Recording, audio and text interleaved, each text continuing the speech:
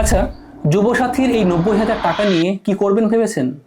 কিছু উপায় বলছি, শুনে রাখুন। যেমন আপনি সরকারি চাকরির ফর্ম কিনতে পারেন, এই টাকায় নেট রিচার্জ করে সরকারকে গালমন্দ করতে পারেন। আর আপনি খুব মানবিক হলে সরকারের রিলিফ ফান্ডে দানও করতে পারেন।